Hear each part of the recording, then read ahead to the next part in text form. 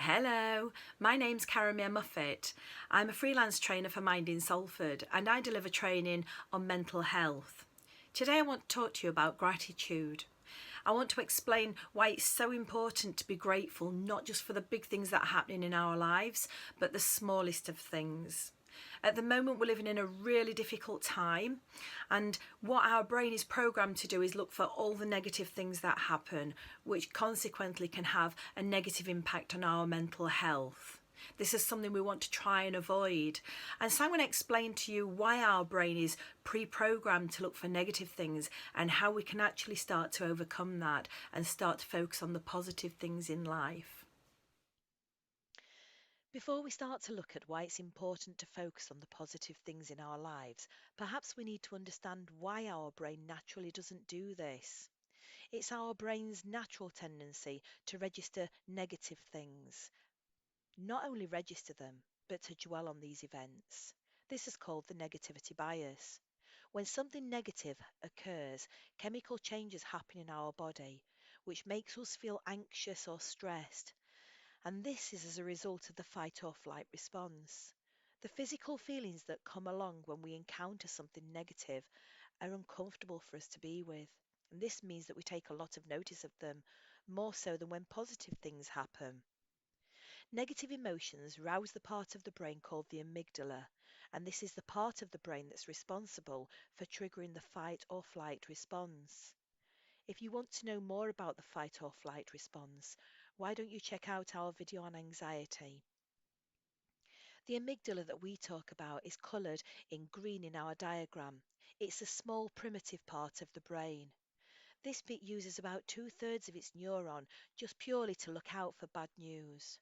Once the amygdala thinks it's encountered something negative, it sounds off the alarm in our head, which starts the chemical changes in our body. These negative events and experiences can get quickly stored in the amygdala's very own memory. The unfortunate thing is, this can also happen even if it's a false alarm. We can't communicate or reason with the part of the brain called the amygdala like you would be able to other areas of the brain, which are responsible for making decisions, for example. The negativity bias is hardwired into our brains. We look for the negative or the bad things that are happening naturally. It's an evolutionary hand me down from our cave dwelling ancestors. Back then, alertness to danger or the bad things was a matter of life or death. The better alert you were to danger, the more likelihood you would survive when things went disastrously wrong. This actually naturally weeded out people whose strength was not being alert, and of course, we then inherited the genes that predispose us to give special attention to those negative aspects of our environment that could be harmful to us. In this way, dwelling on the bad stuff is our body's way of working to keep us safe. The negativity bias can take a toll on your mental health. However, with all what we've just said in mind, it isn't all bad news. Even though we have had this evolutionary hand-me-down negativity bias, there's a degree to which we can override the default settings and avoid self-recrimination, insecurities, sadness, anger, bitterness, and a lot of other negative emotions. Our ability to do this depends on a number of factors, including, not surprisingly, our upbringing and the input we have received from others around us whose opinions we value. But this is in stark contrast to positive events and experience that we encounter. Positive events or experiences are seen by other parts of our brain, usually our cortex.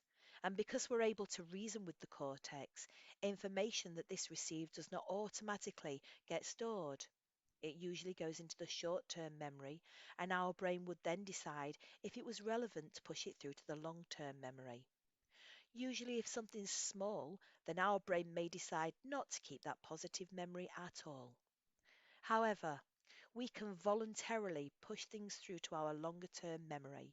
But to do this takes us to stop and notice the positive event and to really hold it in our awareness for a dozen or more seconds to transfer the image from our short term memory buffers to our longer term storage. Lots of research has been carried out into negativity bias, And the single most important factor in overriding any default settings of negativity bias has been found to be how we talk to ourselves about our own experiences. It was found that if you challenge yourself to be mindful of your daily activities and to notice what's important and what isn't, then you are more likely to have positive life experiences.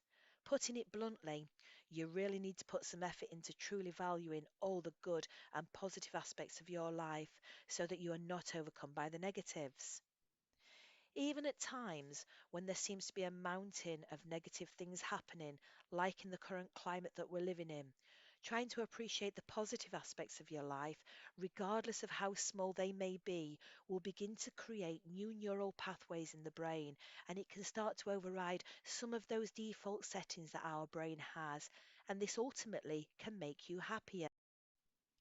Some of the ways in which we can start to change our thought patterns include things such as trying not to overanalyze parts of conversations that you assume have been negative and distract your mind by perhaps doing a new hobby or something you like.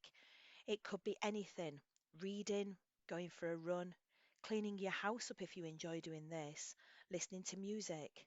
And a great way to take yourself away from overanalyzing and bring yourself back to the present moment is by doing a mindfulness meditation. We have some great guided meditations on our channel for you to use. Another idea is to become aware of your negative thoughts.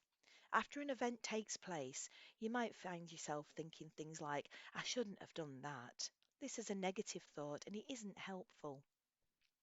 Instead of fixating on past mistakes that can't be changed, consider what you have learned and ask yourself, how might you apply that in future? Furthermore, you could start to really cultivate a gentle, curious, and patient attitude with yourself. You could also start to really take notice of small pleasures, such as waking up in the morning to the sun rising in the sky, the small birds that sing to us when we listen, and perhaps the friends we have or the place we live, or literally just taking our next breath. And also, we can learn to celebrate small victories.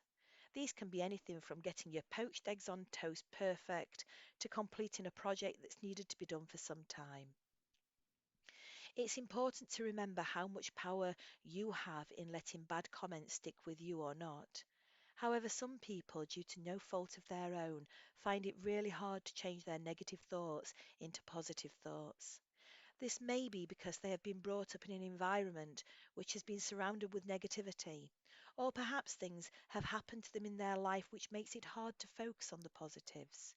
If this is you, or if you know somebody that struggles with positive thoughts, please get in touch with us at Mind in Salford. Our telephone number is 0161 710 1070.